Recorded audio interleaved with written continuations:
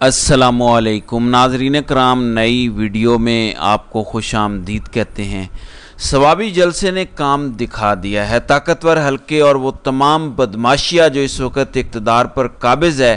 انہیں اپنا انجام نظر آنا شروع ہو گیا ہے، کیونکہ ایک تو کل تاریخ کا بڑا جلسہ کر دیا پاکستان تحریک انصاف نے، جسے پاکستانی میڈیا پر تو نہیں دکھایا گیا لیکن انٹرنیشنل میڈیا پر اس وقت بھی اس جلسے کی دھوم مچی ہوئی ہے۔ خاص طور پر الجزیرہ، اس پر جس طرح سے رپورٹ کیا جا رہا ہے کہ کئی کلومیٹر تک انسانوں کے سر تھے، لمبی لائنیں تھیں اور جلسہ گاہ کے اندر اتنی جگہ نہیں تھی۔ 4 گنا زیادہ لوگ جلسہ گاہ سے باہر تھے اور ہزاروں لوگ جلسہ گاہ تک پہنچ ہی نہیں سکے۔ ایون رات کو میں نے اینکر عمران ریاض کی ایک ویڈیو دیکھی، انہوں نے کہا کہ میں خود 2.5 گھنٹے تک پیدل چل کر اس جلسہ گاہ تک پہنچا ہوں، لہٰذا اتنا بڑا جلسہ ہو جانا، وہ بھی عمران خان کے بغیر، یہ کسی انقلاب سے کم نہیں ہے۔ اب طاقتور کیوں زیادہ گھبرائے ہوئے ہیں، یعنی اس جلسے سے، اس مومنٹم سے زیادہ کیوں ڈر گئے ہیں، اس کی بڑی وجہ ہے بنگلہ دیش۔ کل جو بنگلہ دیش کے اندر ایپیسوڈ ہوئی ہے وہ سب کچھ یہاں بھی ہو رہا ہے، اس سے بلکہ بہت زیادہ۔ بنگلہ دیش کے اندر تو غربت نہیں ہے اتنی زیادہ، بنگلہ دیش کے اندر اتنا آئین قانون یا عدالتوں کا مذاق نہیں اڑایا گیا، بنگلہ دیش کے اندر سیاسی جماعتوں کے ساتھ، سیاسی لیڈران کے ساتھ اتنا ظلم نہیں ہوا، اس کے باوجود وہاں کے لوگ اٹھ کھڑے ہوئے اور وہ انقلاب لے آئے ہیں۔ تو یہاں والے اب گھبرائے ہوئے ہیں کہ سیم ڈے، دیکھیں سیم ڈے پاکستان میں DGISPR پریس کانفرنس کرتا ہے، وہاں پہ ان کے آرمی چیف وقار الزمان پریس کانفرنس کرتے ہیں، وہاں ایک بڑا انقلاب آتا ہے، لوگ وزیر اعظم ہاؤس میں گھس جاتے ہیں اور 4 دفعہ کی وزیر اعظم کو ملک چھوڑ کر بھاگنا پڑتا ہے، اور پاکستان میں ثوابی کے مقام پر ایک بہت بڑا عوامی پاور شو ہو جاتا ہے۔ لہذا جو کچھ وہاں پہ ہوا ہے، کچھ کہیں وہ یہاں پر بھی نہ ہو جائے، کیونکہ یہاں بیٹھ کے لوگ بھی یہی سوچ رہے ہیں نا کہ اگر بنگالی کر سکتے ہیں، اگر بنگالی اپنا حق حاصل کر سکتے ہیں تو ہم کیوں نہیں۔ اس لیے اب ہوش اڑے ہوئے ہیں اور بنگالیوں کا جو سیاسی شعور ہے، بنگالیوں نے حسینہ واجد کی حکومت تو ختم کر دی اور اس کے بعد وہاں فوج آ گئی۔ وقار الزمان نے پریس کانفرنس کر دی، انہوں نے کہا کہ اقتدار اب ہمارے پاس ہے، ہم فیصلے کریں گے۔ اب وقار الزمان حسینہ واجد کے رشتہ دار ہیں، حسینہ واجد کی پھپھو کی بیٹی کے وہ ہسبینڈ ہیں بنگلہ دیش کے جو آرمی چیف ہیں وقار الزمان۔ اب رات کو سارے کے سارے جو بنگلہ دیش کے انقلابی ہیں وہ اکٹھے ہوئے ہیں اور انہوں نے کہا ہے کہ فوجی حکومت نامنظور، کسی بھی قیمت پر ہم یہ جو انقلاب لے کر آئے ہیں، ہماری یہ جو ایفرٹ ہے، ہمارے لوگوں نے جو قربانیاں دی ہیں، وہ ہم ضائع نہیں ہونے دیں گے۔ پچھلے دنوں آپ نے ایک ویڈیو دیکھی ہوگی جو بڑی وائرل ہوئی، ایک بنگالی تھا پتلا اور لمبا سا، اس نے ایسے ہاتھ کھولے ہوئے تھے اور اس کو سینے میں گولیاں لگی ہوئی تھی، تو اس ایک ویڈیو کی وجہ سے لوگوں میں شدید غصہ اور جوش تھا، لہٰذا اب لوگ فوج کے سامنے بھی کھڑے ہو گئے ہیں اور انہوں نے کہا کہ کوئی حق نہیں ہے آپ کو حکومت کرنے کا، آپ کا جو کام ہے آپ وہ کریں، خبردار آپ حکومتی فیصلے کرنے کی کوشش مت کریں ورنہ آپ کا حال بھی حسینہ واجد جیسا ہوگا۔ لہٰذا اب یہاں پر بھی لوگ گھبرا رہے ہیں کہ جماعت اسلامی بھی دھرنا دے کر بیٹھی ہے، PTI نے بھی پاور شو کر دیا، لوگ تو ابھی بھی ان کے پاس ہیں، وہ جو کہتے تھے ختم شد تو نہیں ہوا۔ پھر عدالتوں کو دیکھیں، 8 فروری کا الیکشن ہوا، عدالتوں کا موڈ چینج ہو گیا، عدالتوں کو پتہ چل گیا کہ قوم ابھی بھی حق اور سچ کے ساتھ کھڑی ہے اور آج بھی عدالتوں سے بڑے فیصلے آئے ہیں۔ اس سے پہلے میں آپ کو بتا دوں، اینٹی ٹیررسٹ کورٹ، انسداد دہشت گردی کی عدالت اسلام آباد کے اندر اسد عمر سے متعلق بتایا گیا کہ انہیں دل کا دورہ پڑا ہے، ان کی طبیعت بگڑ گئی، ان کو دل کی تکلیف ہوئی، پھر ان کو اٹھا کر پیمز ہاسپٹل لے جایا گیا، ان کے ساتھ زین قریشی بھی موجود تھے اور اب خبر یہ آئی ہے کہ ان کی ECG نارمل آئی ہے، اسد عمر کا BP لو ہو گیا تھا، اس وجہ سے ان کی طبیعت بگڑی تھی۔ دوسری جانب آج لاہور ہائی کورٹ کے اندر سماعت تھی عالیہ حمزہ کی بازیابی کے لیے،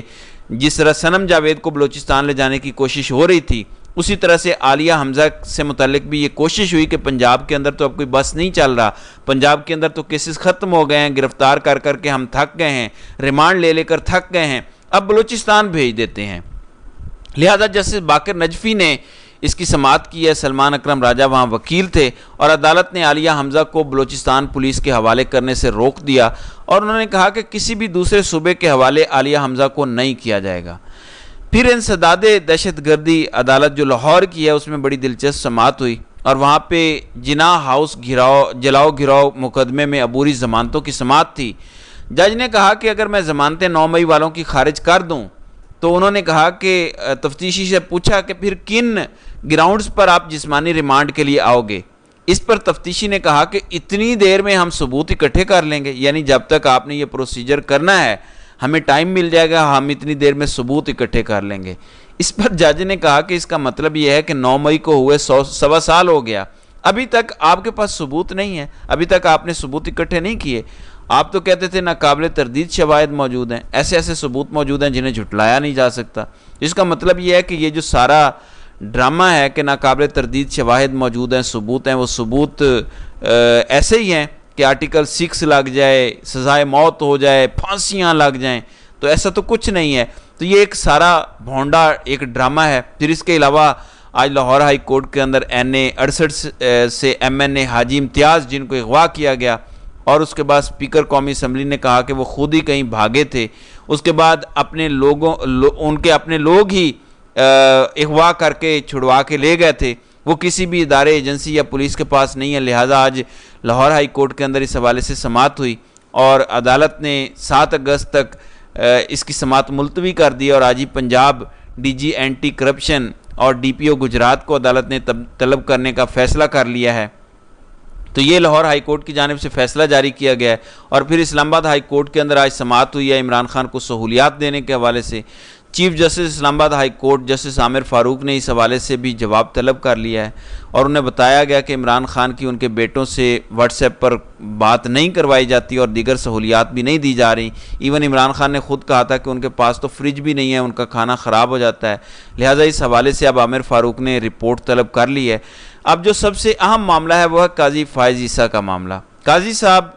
ہر روز اتنے گرتے جا رہے ہیں، اتنا گرتے جا رہے ہیں، اور اتنا قد انہوں نے اپنا چھوٹا کر لیا ہے کہ تاریخ کے اندر شاید ہی کوئی اتنے چھوٹے قد کا اتنا چھوٹا انسان چیف جسٹس بنا ہو۔ جسٹس منصور علی شاہ اگر نہ ہوتے تو قاضی صاحب آج چیف جسٹس نہ ہوتے۔ سپریم کورٹ کے سینئر رپورٹر ہیں حسنات ملک، وہ کہتے ہیں کہ اگر قاضی فائز عیسیٰ چیف جسٹس بنے ہیں تو وہ منصور علی شاہ کی مہربانی کی وجہ سے بنے ہیں، اور آج قاضی صاحب بجائے احسان مند ہونے کے ان کی کوشش یہ ہے کہ جسٹس منصور علی شاہ چیف جسٹس نہ بن سکیں۔ انہیں ایکسٹینشن ملتی ہے تو مل جائے، اگر نہیں بھی ملتی تو منصور علی شاہ چیف جسٹس نہ بن سکیں۔ تو یہ اس وقت کوشش ہو رہی ہے۔ جسٹس منصور علی شاہ وہ ہیں کہ اگر وہ نہ ہوتے تو قاضی نے چیف جسٹس تو دور جج بھی نہیں ہونا تھا، کیونکہ یہ جو سارا ریفرنس آیا تھا اور FBR اور وہ سارا ریکارڈ ججوں جو پیش نہیں کیا گیا اور ٹیکنیکل گراؤنڈز پر جو اس ریفرنس کے ساتھ نپٹا گیا،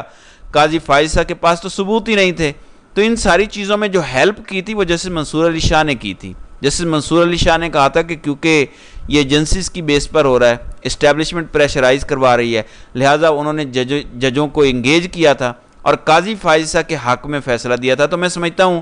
ایسے لوگ جو آئین کو بھول جائیں، قانون کو بھول جائیں، احسانات کو بھول جائیں، انصاف کو بھول جائیں، انہیں چیف جسٹس تو کیا، جج تو کیا، انسان کہلوانے کے بھی وہ قابل نہیں ہیں۔ اتنے فراموش ہیں کہ اپنے موثروں کے خلاف وہ فیصلے لکھوائیں۔ ابھی بھی یہ جو 2 ججوں کا اختلافی نوٹ آیا ہے 29 صفحات پر مشتمل، وہ پورا ایک ماتم تھا جو بغاوت پر اکسایا جا رہا تھا، اداروں کو سپریم کورٹ کو فیصلہ تسلیم نہ کرنے کی ہدایت کی جا رہی تھی۔ ذرائع یہ بتاتے ہیں کہ وہ فیصلہ قاضی فائز عیسیٰ نے لکھوایا تھا، اور کچھ ذرائع تو یہ کہتے ہیں کہ وہ فیصلہ قاضی فائز عیسیٰ نے خود لکھ کر دیا تھا، کیونکہ وہ جو ورڈنگ تھی وہ ورڈنگ قاضی فائز عیسیٰ کی تھی۔ یہ رپورٹر کہتے ہیں جو سپریم کورٹ کو کور کرتے ہیں۔ تو اس حد تک قاضی صاحب گر چکے ہیں، اور اس حد تک جو شخص بغض اور کینے کے اندر پاگل ہو جائے اس کی ہدایت کے لیے دعا کرنی چاہیے، یا اس پر رحم کے لیے دعا کرنی چاہیے، کیونکہ اس بیچارے کے بس میں کچھ بھی نہیں ہوتا، وہ اس قدر بغض کے اندر اندھا ہو چکا ہوتا ہے۔ بہرحال اللہ تعالیٰ قاضی صاحب پر رحم کرے، آمین۔ تو ناظرین کرام، آپ کی اس ویڈیو کے حوالے سے کیا رائے ہے؟ آپ اپنی رائے کا اظہار کامنٹ سیکشن میں ضرور کیجیے گا۔